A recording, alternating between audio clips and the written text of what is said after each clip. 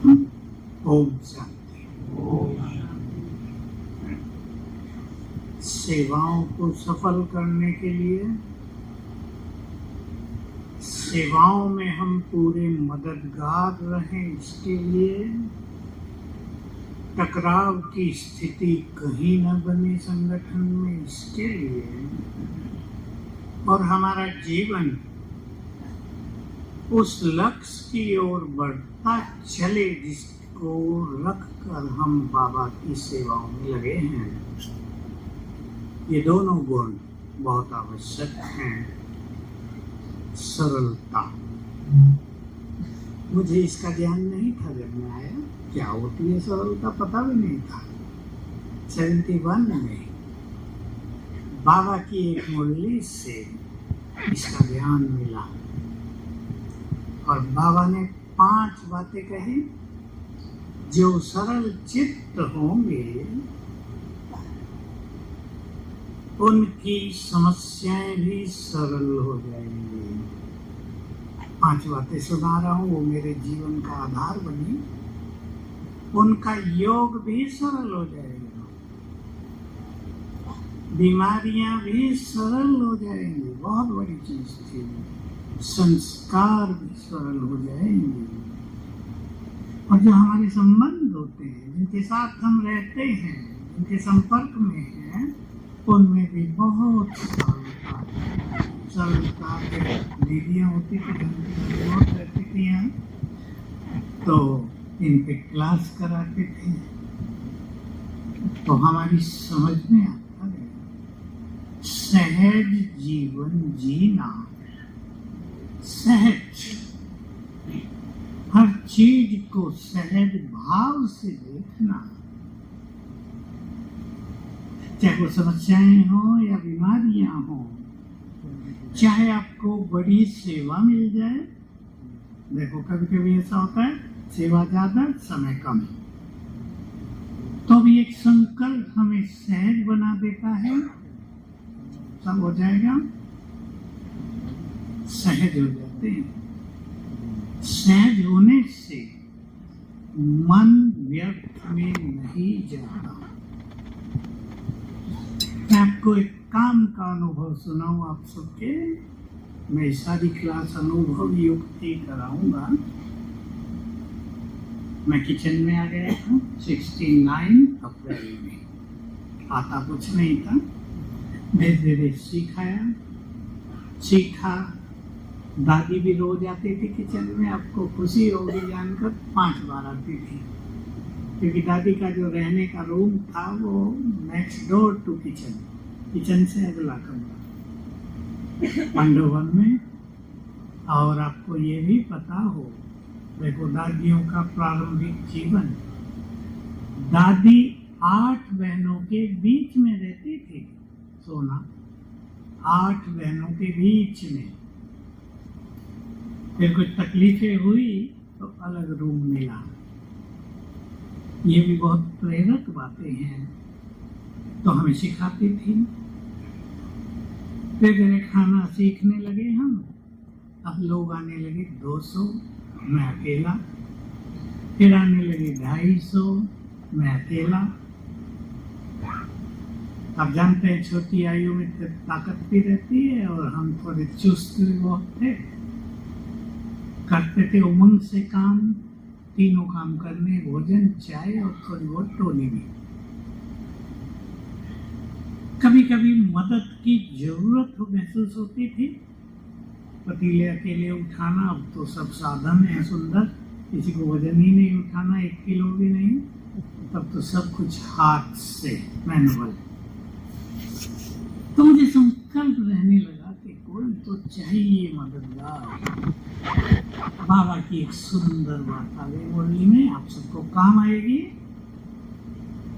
अगर बीज को स्नेह का पानी दोगे, बीज सेवा कल्प वृक्ष का बीज, तो सभी पत्तों का सहयोग स्वतः ही प्राप्त होगा। ये बहुत बड़ा सीक्रेट, बहुत गुह्य राज समझ में आ गया। बीज को स्नेह का पानी दोगे, स्नेह का पानी सीधा अर्थ हो गया योग युक्त होंगे उससे। तो मैंने सब संकल्प छोड़ के इस पे ही ध्यान दिया, और क्या देखता था रोज, 2-4 लोग राह चलते। तब सेवाधारियों का सिस्टम नहीं था, पार्टी में आए हैं लोग, 2-4 आ जाते थे मदद करने। यहाँ पे ही लाओ धुलाई का काम हम कर देते हैं, लकड़ी बाहर से लानी, हम 4 हैं डाल देते हैं लाके। पतीले बाहर से उठाने होते थे हाथों से ही, जहाँ साफ होते थे, लाओ हम बताओ क्या क्या उठाना, हम रख देते हैं। बहुत अच्छे अनुभव हुए, सहज हो गया। एक दिन का अनुभव, मधुवन में काफी बड़ा ग्रुप आने वाला था और किचन बहुत छोटा होता था। अंडरभवन सबने देखा है, जहाँ टेलीफोन एक्सचेंज बना हुआ, वो खाने खिलाने की जगह थी, बांटने की, और उसके पीछे 2 रूम है जहाँ आजकल बिस्तर रहते हैं, लिविंग रूम। वो किचन थे 2 छोटे, समझ लो आप 12 बाई 12 के, 12 बाई 15 के इतने थे। कभी 500 लोग आ रहे हैं, मुझे बताया गया कल 500 आएंगे। देखो मधुबन छोटा, यही मधुबन इससे भी छोटा 500 रहते थे, अब 200 को रखना भारी पड़ रहा उन्हें। हमने देखा जब मधुबन पांडवन विस्तार हो गया, मकान और मिल गए, बन गए, 2000 लोग, 2200 लोग भी आकर वहां रहे। इतनी दादी की कुशलता थी, सबको एकोमोडेट करना, सबको रहने की जगह देना। हालांकि वो कम होती थी। तो जैसे मुझे लगा कि 500 आ रहे कल, अब मेरे साथ एक भाई आ गया था, एक सेवाधारी मिलने लगा। जब संख्या बढ़ गई तो सेवाधारी आने लगे, तो मुझे संकल्प भारी हुआ थोड़ा, 500। इस भारीपन के बाद तुरंत एक संकल्प आया, कुछ ही पलों में, कल पहले भी तो आए थे ये, और तुमने ही तो ये खाना पीना बनाया था इनके लिए, फिर बन जाएगा। और मन लाइट हो गया। ये जो ड्रामा का ज्ञान है, ये हमारे मन को सरल कर देता है। सब कुछ होगा। तो सभी आज संकल्प करें, सहज भाव से काम करना है। सेवा जो करते हैं कभी कभी ज्यादा भी होती है, हम जानते हैं सेंटरों में कहीं कहीं आप एक ही होंगे, कहीं 2 होंगे, बहुत सेवा होती है, फास्ट गति हो जाती है, मुरली भी नहीं मिलती सुनने को। ये सब आपके साथ होता है, लेकिन सहज भाव से रहना बहुत जरूरी है। मुरली नहीं मिलती, सुनने को नहीं मिलती। कभी कभी आपके जो मालिक हैं वो मुरली के समय ही सेवा बताते हैं, ये बहुतों की समस्या है। हम भी जब किचन में थे तो यज्ञ में न ये माइक था न स्पीकर लगे होते थे। अगर हमें काम करना तो मुरली में सो गई। मेरे साथ एक भाई, वो भी अभी है, मैं कहता था अरे भाई चिमन भाई ना मुरली बहुत में सोने लगी, मेरा मुरली से बहुत प्यार। तो कहा रे जो मुरली सुनने जा रहे उनकी धारणा कहाँ है। बात तो मुझे उसकी अच्छी लगी, परंतु ये तो उत्तर नहीं है ना। तब मुरली पढ़ने को तो नहीं मिलती थी, प्रिंट भी हफ्ते बाद होती थी, तब का वो समय अलग था। सहज भाव से साथ में रहना, सहज भाव से बोलना, सहज भाव से व्यवहार करना, सहज भाव से अपनी गलतियों को भी स्वीकार करना। एक और अनुभव, मैंने बताया खाना तो बनाना नहीं आता था, एक दिन चावल थोड़े से हार्ड रह गए। एक भाई था बहुत तेज तराक, तुरंत मेरे पास आ गया और सुनाने लगा ऐसा वैसा। आप जानते हैं क्या लोग सुनाया करते हैं, लेकिन साथ में एक चीज बोल गया, ऊपर ही रहते हो, नीचे ध्यान नहीं देते हो। मैंने कहा चलो इसने एक क्वालिटी तो मेरी मुझे याद दिला दी कि ऊपर ही रहते हैं। तो मैंने सोचा भाई चावल हार्ड रह ही गए, गलती मेरी है तो स्वीकार कर लेता हूँ। मैंने उसे कहा ठीक है ध्यान देंगे और आगे से चावल कच्चे जरा भी नहीं रहेंगे। तो सहज भाव से स्वीकार करने से कि हमने गलती की है तो सुनना तो पड़ेगा ही। सहज भाव अपनाया तो मन डिस्टर्ब नहीं हुआ, नहीं तो हम लड़ाई भी कर सकते थे इनसे, वैसे मनुष्य कर लेते हैं। एक लक्ष्य बना लिया था कि योग युक्त जीवन जीना है, बनाना है, तो टकराव नहीं। टकराव को अवॉइड करने के लिए चाहे झुकना पड़ेगा झुकेंगे, सहन करना पड़ेगा करेंगे, लेकिन टकराव की स्थिति नहीं आने देंगे। क्योंकि अनुभव हो चुका था 6 मास में ही जरा भी किससे मनमुटाव हो फिर तो योग गया। अब एक अनुभव, हम पांडव भवन में एक कमरे में 5 रहते थे, अभी थोड़े कम रहते हैं एक कमरे में, किसी में 4 हो गए, किसी में 3 हो गए। हमारे कमरे में 2 भाइयों को आदत थी लता के गीत सुन के ही नींद आएगी।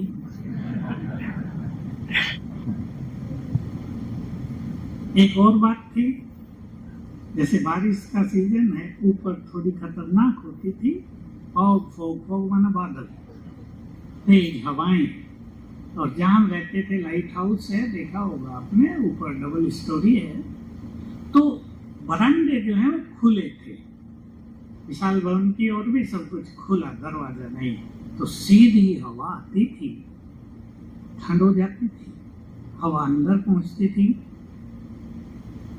फॉग के कारण, बादलों के कारण सब कुछ गीला भी हो जाता था अंदर, बिस्तर गीले, हम लोग गीलों पे सोते थे, खटमल भी आ जाते थे, उनमें बहुत सारे पैदा हो जाते हैं ना।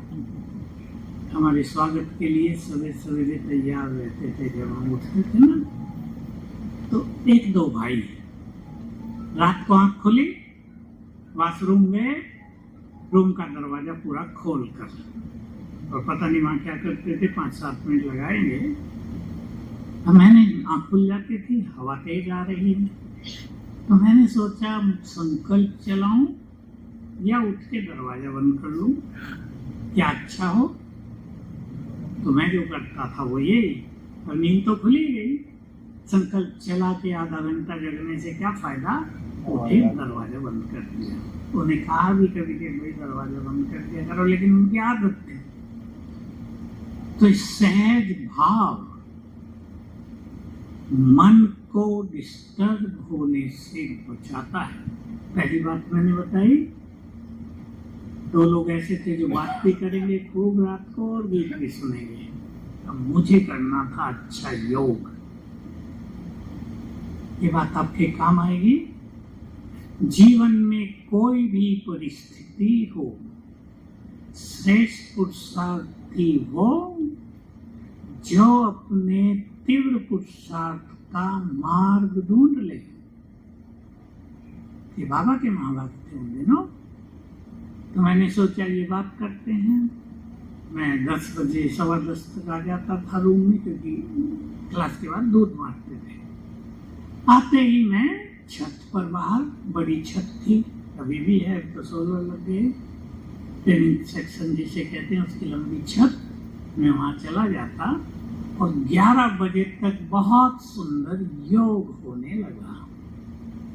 और ये क्रम मेरा 16 साल तक चला।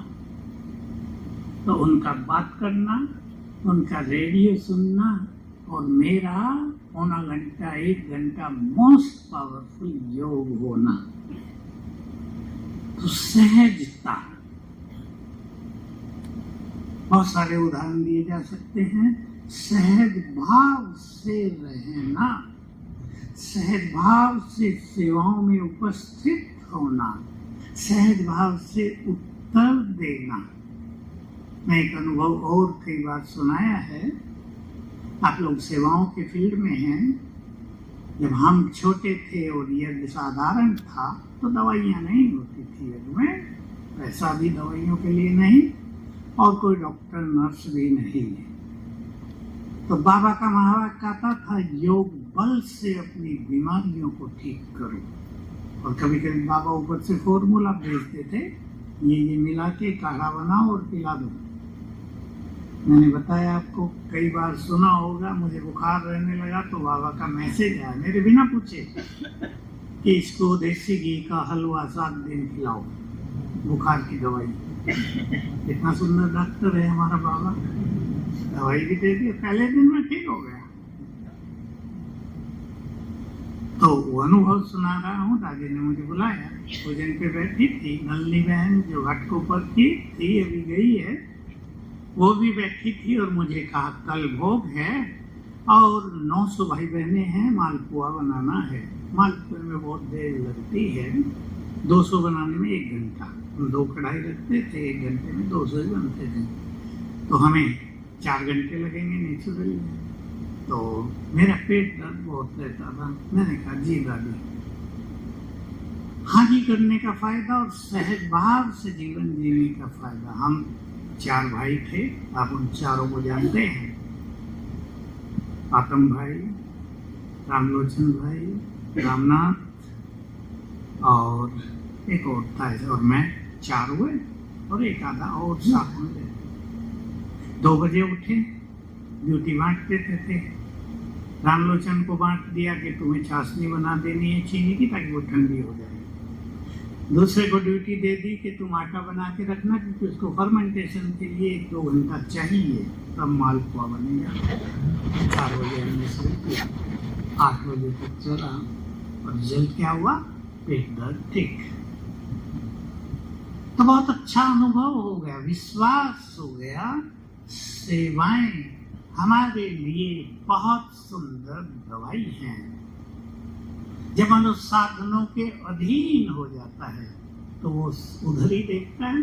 तो किसी को पेट दर्द हुआ, सीधा पहुंचेगा डॉक्टर के पास, और अगर गाड़ी नहीं मिल रही तो उनसे लड़ाई भी करेगा, गाड़ी क्यों नहीं दे रहे, मेरी तबीयत खराब है। देखो कई समस्याएं होंगी। फिर जो दवाई उन्होंने लिखी वो जल्दी न मिली तो भी परेशान होंगे। साधनों से ये होता है। जब कोई साधन नहीं थे तो योग बल से अपने को ठीक करना है, सेवा के बल से अपने को ठीक करना है। इसके बहुत सुंदर अनुभव है जीवन में। तो सहज भाव से जिएंगे सभी।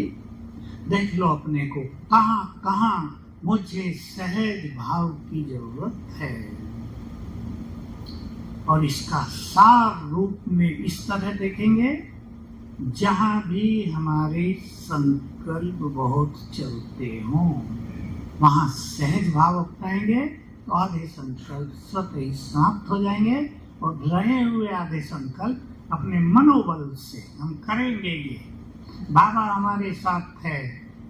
इन संकल्पों से बाकी संकल्पों को भी शांत कर देंगे। विचार करेंगे सभी, और अपने में यदि जल्दीपन है, यदि छोटी छोटी सेवाओं में टेंस होने की आदत है, यदि दूसरों को दोष देने का संस्कार है, कई लोगों के साथ हो रहा है, अरे भाई सेंटर में समर्पित होके आ गए, बहुत बड़ी गलती हो गई हमसे। तो मैं जरा ओपनली बोल देता हूँ कुछ बातें। हम तो अपने घर में ही अच्छे थे, योग भी हमारा बहुत सुंदर था, नशा भी बहुत था, यहाँ तो सब डाउन हो गया। जिसको श्रेष्ठ पुरुषार्थ करना हो उससे कोई रोक नहीं सकता। मैंने आपको बाबा की बात सुनाई। श्रेष्ठ पुरुषार्थ करने वाले हर परिस्थिति में अपना मार्ग स्वयं ही ढूंढ लेते हैं। मार्ग हमें अपना खुद बनाना होता है। दूसरे हमें सहयोग देंगे, इसकी इंतजार नहीं करनी होती है।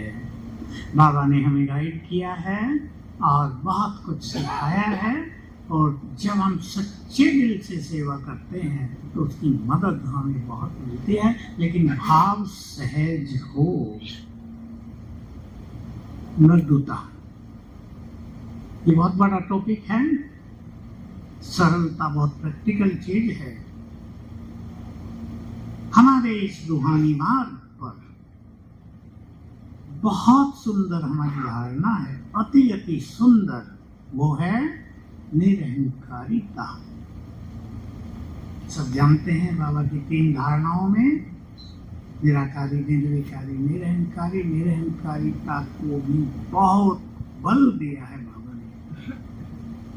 मैंपन के त्याग पर कितनी मुरली चली हैं। जैसे संतुष्टता पर बहुत मुरली चली, वैसे ही मैंपन पर भी बहुत मुरलियां चली हैं। बाबा ने हंसी में एक दिन कहा, जिन्होंने नहीं सुना वो सुन लें, माया बिल्ली बाहर खड़ी होकर बोलती है म्याऊं म्याऊं, मैं आऊं, और आप दरवाजा खोल देते हो, वो दरवाजा है मैं का। बहुत सुंदर शब्द बाबा के, मैंपन आया और गुलदस्ता मुरझाया। सेवाओं का गुलदस्ता, अपने जीवन को सुगंधित करने वाला गुलदस्ता मुरझाने लगता है। और ये तो सभी ने सुना है, मैं कौन करते हैं।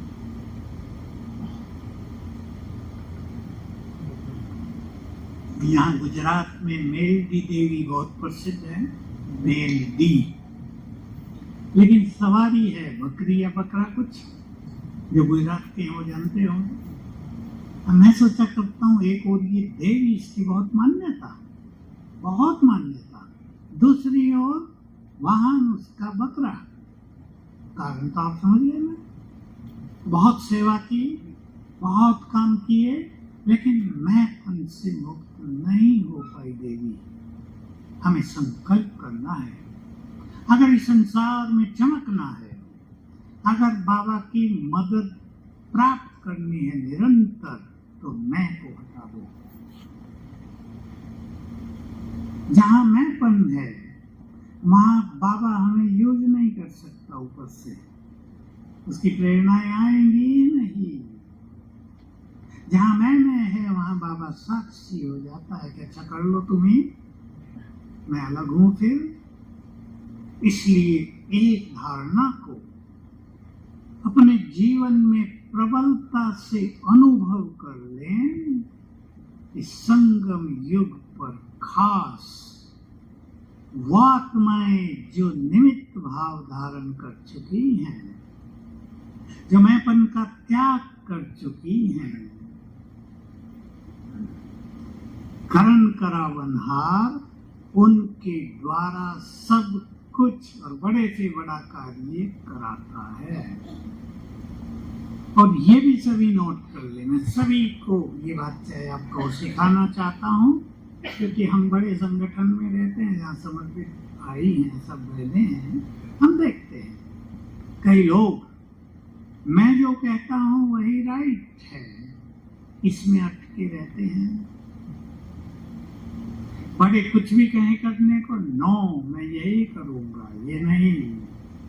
इसमें क्या होता है आप सब समझते हैं। संगठन में या जो बड़े हैं, जिम्मेदार हैं, या कोई छोटे हैं, उन पर कैसा प्रभाव पड़ता है। याद दिलाता हूँ आपको, बहुत इम्पोर्टेंट बात है। आप सबने जीवन अपनी सेवाओं के लिए दिया है, भाग्य बनाने के लिए दिया है, कुछ करने के लिए दिया है। सबको नशा रहना चाहिए। अंतिम जन्म में हमारा तन, मन, बुद्धि, योग्यताएं, धन सब भगवान के काम आ गए या नहीं। कईयों में भिन्न भिन्न योग्यताएं हैं थी, वो खींच कर बाबा के पास ले आए। कईयों को ज्ञान में आते ही उमंग हुई कि बस समर्पित ही होना है। उन्होंने जन्म जन्म भगवान से यही वायदा किया था ना, जब आप आओगे हम बलिहार जाएंगे। देखो बाबा की मुरली में 2 दिन पहले क्या आया, तुम अपना तन मुझे दे दो, मैं तुम्हें सोने का तन दूंगा, ऐसा मन दूंगा, तथा धन दूंगा। हम भगवान के काम आ गए। सब इस खुशी में रहें, इस नशे को बढ़ा दें और वो बात सुन लें, अगर निमित्त भाव, निर्माण भाव, निर्मल वाणी नहीं है तो तुम्हारा केवल 5% ही जमा होता है। 5% माना 0। किसी स्टूडेंट के 5% नंबर आए और तो मुंह भी नहीं दिखाएगा। 5% ही जमा होता है। तो बहुत सेवा करके, चाहे आप छोटी सेवा करें, बड़ी करें, कोर्स दें, क्लास कराएं, अगर मैंपन रहा तो प्रारब्ध कटती जाएगी, जीवन में दिव्यता नहीं आ पाएगी। अब समय कुछ और आ रहा है, पता है कौन सा? बताओ कौन सा? एक तो विनाश का तो है ही, वो तो विश्व युद्ध की ओर तेजी से बढ़ रही है। बहुत सारे देश युद्ध जाते हैं, कुछ रशिया के विरुद्ध, कुछ अमेरिका के विरुद्ध, कुछ ईरान के साथ, कुछ ईरान के विरुद्ध। संसार घिरता जाएगा, लेकिन बहुत बड़ा काम हम और आप सबको करना है। प्रत्यक्षता में बहुत बड़ा पार्ट है। आप अपने को तैयार करें। मुझे प्रत्यक्षता में हीरो पार्ट बजाना है। करोड़ों करोड़ों आत्माएं देवकुल की हमारे पास आएंगी। आपका एक एक सेंटर रोज कई कई हजार भाई बहनों को देखेगा। विजिट करेंगे वो लोग, भोग खिलाना होगा, ब्रह्मा भोजन, ज्ञान भी देना होगा। ये सब प्रबंध तो हो जाएंगे, लेकिन हमारी स्थिति मुख्य भूमिका निभाएगी। आप अपने को ऐसा तैयार करें कि 5 मिनट में योग सिखा दें। हमारा अभ्यास इतना सुंदर हो, आत्मा का इतना अच्छा हो कि हम दूसरों को कहें तुम आत्मा हो, यहाँ बैठी हो, ज्योति हो, इस देह की मालिक हो। 1 मिनट लगाएं और वो स्वीकार करें मैं आत्मा हूँ, और हमारी दृष्टि उन्हें अनुभव कराने लगे। सबने मूल्यों में सुना है, अंत में साक्षात्कार बहुत होंगे। सुना है ना? मूल्य बहुत आता है। जो आदि में हुआ वो अंत में होगा। अब संकल्प करें, हम साक्षात्कार करने वाले बने या कराने वाले? बोलो। महत्व होगा कराने वालों का। करेंगे तो बहुत लाखों लाखों बाबा के बच्चे जिनकी स्थिति थोड़ी भी अच्छी है, उनको बाबा स्वर्ग दिखाता रहेगा, सूक्ष्म लोक दिखाता रहेगा, बाबा का स्वरूप सामने दिखाई देगा। बाबा हमारे साथ है, ये प्रैक्टिकल फीलिंग होती रहेगी, दिखता रहेगा बाबा। तो सभी पुरुषार्थ में अपने से चिंतन किया करें। अपनी दिनचर्या में रोज थोड़ा समय दे दें अपने से बातें करने में। सभी अच्छे पुरुषार्थी हैं, और जो ढीले डाले हैं वो बन जाए अच्छे पुरुषार्थी, क्योंकि आप सेंटर्स में रहते हैं। आने वाले भाई बहनें आपको एक अच्छी नज़र से देखते हैं, और आने वाले समय में बहुत महान नज़र से देखेंगे। बाबा कहा करते थे, तुम्हारे भाग्य का गुणगान जब संसार करेगा तब तुम्हें अपने भाग्य का नशा चढ़ेगा। लेकिन हमें पता तो है ना, अब भी लोगों को इतना ही पता चलेगा, ये पवित्र आत्माएं, ये भगवान से मिले हैं अनेक बार, इन्होंने भगवान को दिव्य नैनों से देखा है, उसका सत्य ज्ञान प्राप्त किया है। आपको ज्ञान का भी नशा हो। ज्ञान वेदों में, दर्शनों में, उपनिषदों में, शास्त्रों में कहीं नहीं है। परफेक्ट ज्ञान जब लोगों को पता चलेगा, जिस ज्ञान की हम खोज कर रहे थे वो ये बच्चे को पता है, तो हमारे भाग्य का गुणगान करेंगे। इसलिए रोज एक बार, टाइम नहीं लगता उसमें, ये नहीं कि 1 घंटा निकालना आपको, आधा घंटा, कुछ भी नहीं। संकल्प करो, अभी करेंगे।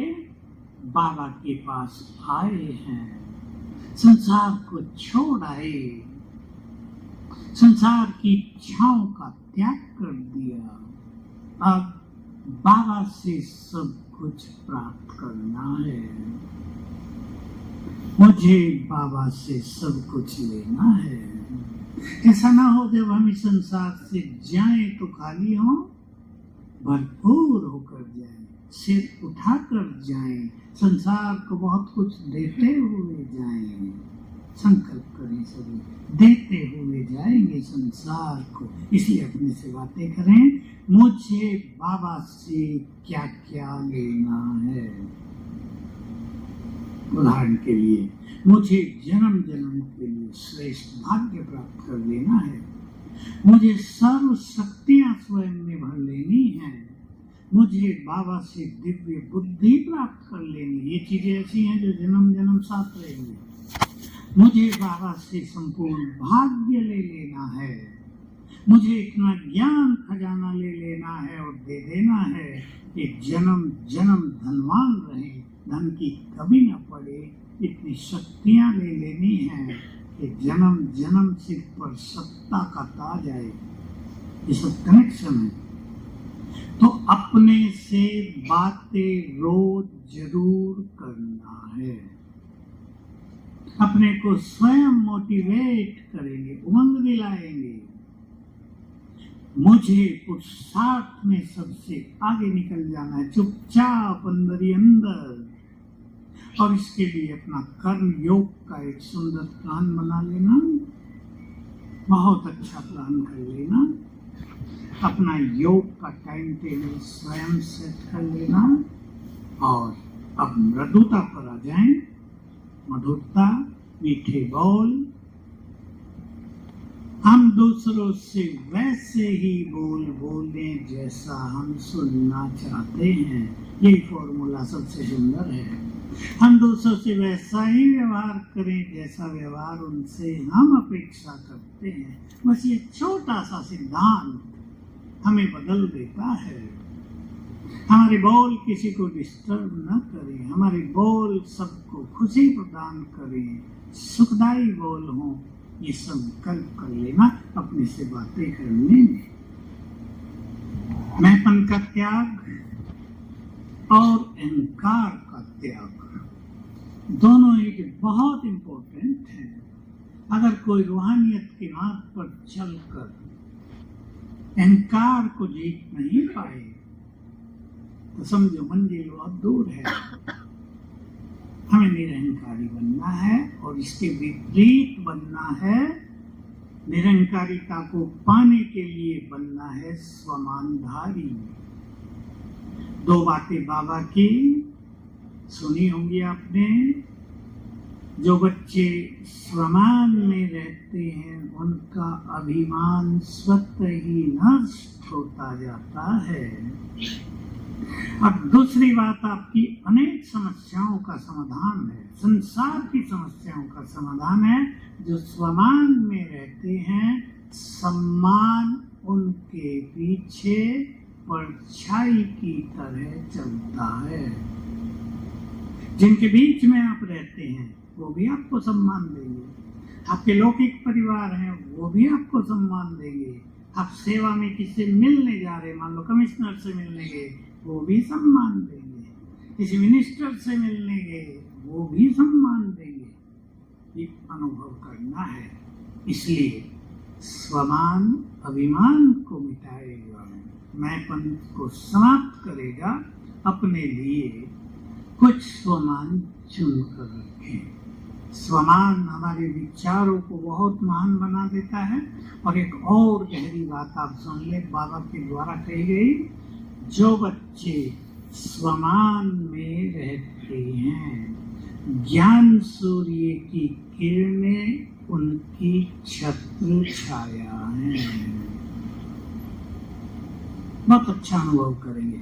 ज्ञान सूर्य की किरणें ऊपर से आ रही, यहाँ छत्र छाया बन रही है। योग में एक अलग विजन बनेगा, आनंद आएगा। एक और बात सुन लें, जो बच्चे स्वमान की सीट पर सेट रहते हैं, बहुत सीक्रेट भरा, बहुत गुह्य राज भरा माहौल, जो बच्चे स्वमान की सीट पर सेट रहते हैं उनका जिम्मेदार बाप है, और बाबा के शब्द सुंदर होते ही हैं, और जो अपसेट रहते हैं उनके जिम्मेदार वो आप हैं।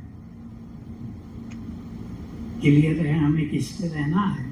अपने स्वमान चुन लो, स्वमान को स्वीकार करना, उसके नशे में रहना, उसकी फीलिंग में रहना। देखो बाबा हम सबको एक बहुत बड़ा स्वमान देते हैं, वो बहुत बड़ा है। तुम कल्प वृक्ष की जड़ों में बैठे हो, सबने सुना है।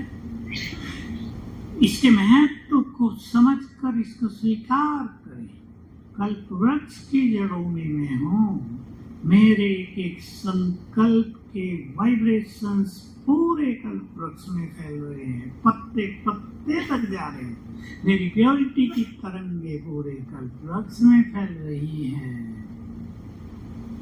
मेरी स्थिति के वाइब्रेशंस पूरे कल्प वृक्ष का जैसे पोषण कर रहे हैं, पालना हो रही है। तो कितनी महानता आ जाएगी जीवन में।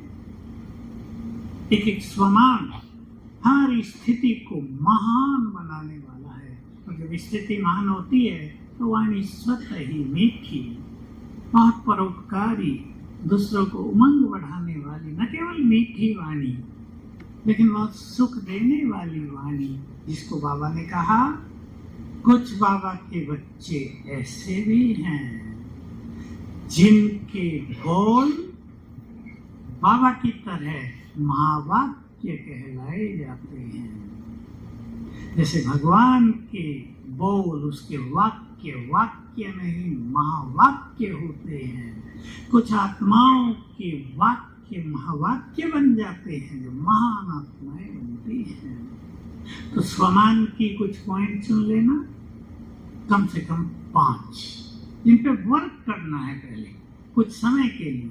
स्वमान ऐसी चीज है जो सदा नहीं चलेगा, बोर भी करेगा, सुख नहीं देगा।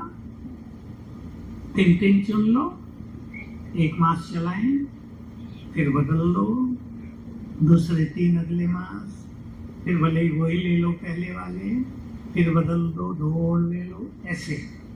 तो अच्छे अच्छे अनुभव होते रहेंगे। पसंद है?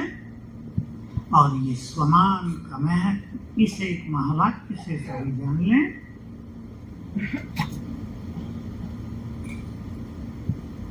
ये मैं वो महावाक्य सुना रहा हूँ, मुझे इसलिए याद है, जिसने मुझे इन सब चीजों के लिए बहुत प्रेरित किया था। बात ये बहुत पहले की है, शायद 55 ईयर्स बैक की हो।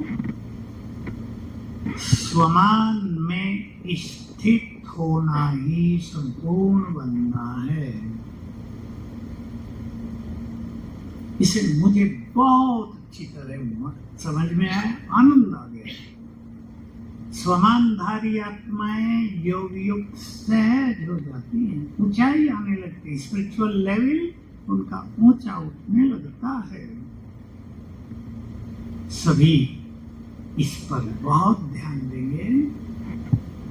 बोल ज्यादा कहने की जरूरत नहीं, आप में से कई भाई इस पे क्लास ही करा सकते हैं।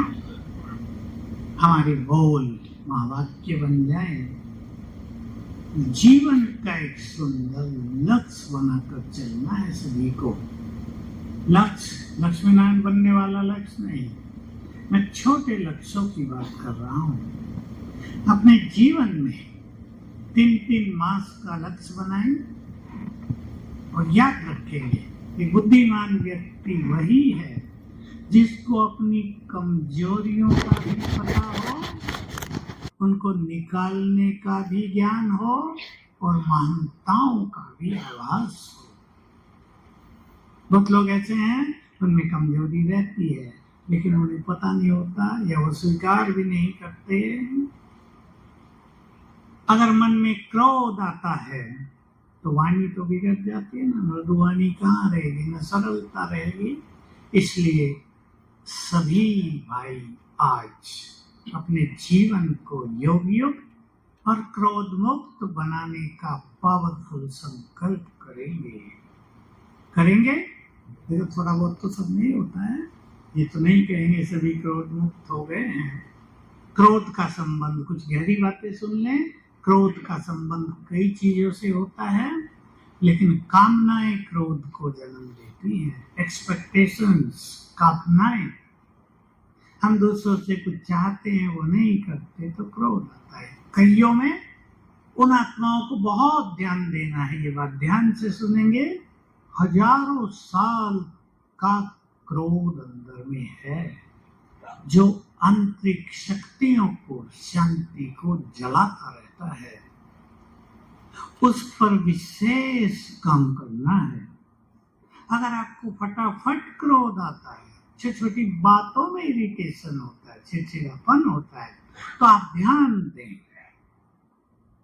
कुछ विधियां मैं बता रहा हूं आपको, वर्क करना है। कहने से तो काम नहीं चलेगा, क्रोध न करो, ये तो सब कहते ही हैं, क्रोध न करो।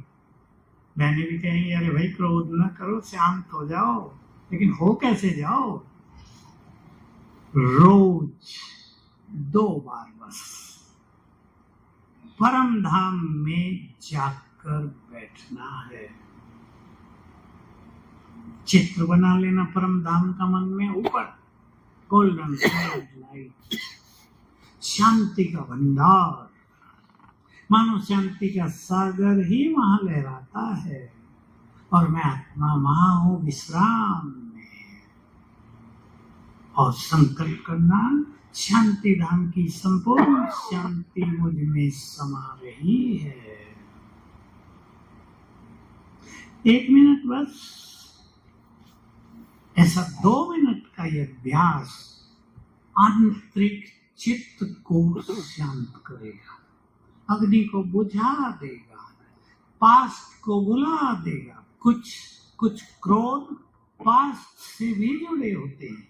किसी ने आपको बहुत सताया है, उसे बदला लेने की इच्छा है, मन में सूक्ष्म क्रोध समाया हुआ है, बदला ले नहीं सकते, वो बड़ा है, अधिकार नहीं हमारा। अब ज्ञान में आ गया तो और बदला नहीं ले सकते, उसे क्षमा करके पास्ट को भूलने का अभ्यास करेंगे। सभी पास्ट को भूलना है। मेरे पास 2 केस आए अभी 1 हफ्ते में ही, माताएं लाई। मेरा बच्चा 31 साल का सारा दिन पास्ट में रहता है, ना उसे नींद आती, ना खाने का सुख। उसे कहते थे मोबाइल ही कुछ देख लो, वो भी नहीं। देखो ये मन की ऐसी स्थिति।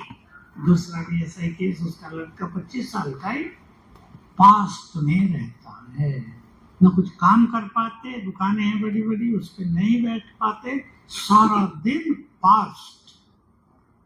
ऐसा नहीं कि पास्ट को याद ही करते हैं, पर किसी पास्ट की घटना ने अंतर मन पर बुरा प्रभाव डाल दिया था, वो प्रकट जागृत हो गए। इसलिए परमधाम में जाकर अगर बैठेंगे तो सब जानते हैं, जब आत्मा परम धाम में जाएगी, पिछला कल्प पूरा उसमें समा जाएगा ना। कल्प में क्या क्या हुआ सब रिकॉर्डिंग मर्ज। परम धाम में 1-1, 2-2 मिनट जाकर रहेंगे और देखेंगे आत्मा वहां है। कईयों को ऐसा लगता है मैं आत्मा वहां हूं, ये करना कठिन होता है। आप देखो आत्मा वहां है डीप साइलेंस में, और ये आत्मा मैं हूं। धीरे धीरे अनुभव होगा मैं ही वहां पहुंच गई। 5 स्वरूपों का अभ्यास क्रोध को समाप्त कराएगा। बहुत ध्यान देंगे। सेवाओं में ही कर सकते हैं, चलते फिरते कर सकते हैं, कामकाज करते कर सकते हैं। क्रोध के लिए चित्त को इस पे बहुत अच्छा काम करना है। आप सबने सुना है सवेरे का टाइम हमारे लिए अमृत समान होता है। पहले 10 मिनट, उसमें से पहले 5 मिनट, 3 मिनट बहुत जबरदस्त समय है। रोज ये थोड़ा फ्रेश उठकर ये सबको करना है। अपने को चार्ज करेंगे अपने जीवन की उन्नति के लिए। आधा घंटा रोज सवेरे उठकर आत्मा को चार्ज करना है सबको। अगर आप समझते हैं आधा घंटा हमें लिए जाता है, तुरंत हमें कुछ कार्य होते हैं, कम से कम 15 मिनट अवश्य चार्जिंग होगी महान संकल्पों से। क्रोध को जीतने के लिए मैं विजयी रतन हूं, क्रोध मुक्त हूं, शांत हूं। 21 बार याद करो, मैं विजयी रतन हूं, क्रोध मुक्त हूं, शांत हूं। ऐसे काम वासना पर संपूर्ण विजय के लिए कुछ दिन ये करेंगे, 21 दिन, फिर 21 दिन वो करेंगे। मैं विजयी रतन हूं, काम जीत हूं, परम पवित्र हूं। मैं विजयी रतन हूं, काम जीत हूं, परम पवित्र हूं। काम और क्रोध दोनों आत्मा के महान शत्रु हैं, गिराते हैं। कितने बाबा के बच्चे कोरोना में भी विदाई ले गए बाबा से, काम वासना के कारण जागृत हो गई। और बाबा ने ये कह दिया था कि जिसके अंदर जिस भी विकार का अंश रह जाएगा, वो विनाश काल में, कलयुग के अंत में, जब बाहर बहुत ज्यादा विकारों की आंधी चलेगी, वो अंश प्रज्वलित हो जाएगा। ये बहुत हो रहा है अभी। इसलिए अपने को चार्ज करेंगे रोज सवेरे। पानी चार्ज करना सबसे सिंपल विधि है, आप इसे कई करते होंगे। पानी को दृष्टि दे के आप 7 बार संकल्प कर दें, मैं आत्मा शांत स्वरूप हूँ। चित्त शांत होता जाएगा पीते ही पानी। पवित्रता के लिए मैं आत्मा पवित्रता का फरिश्ता हूँ, मैं पवित्रता का फरिश्ता हूँ। 7 बार पानी में पवित्र वाइब्रेशन समा जाएंगे और संपूर्ण इम्प्योरिटी को, क्योंकि इम्प्योरिटी शरीर में भी है, अंग अंग में है, उसको नष्ट करेंगे। ये 2-3 विधियां काम और क्रोध को जीतने के लिए सभी को अपनानी है। आप सभी सेवाओं के फील्ड में हैं, संतुष्ट है ना? सभी अपने जीवन से संतुष्ट होना है। दूसरों का व्यवहार असंतुष्ट न करे।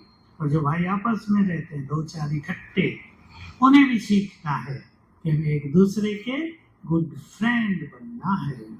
गुड फ्रेंड, टकराव की स्थिति नहीं, कड़वाहट की स्थिति नहीं, कड़वाहट की दृष्टि नहीं।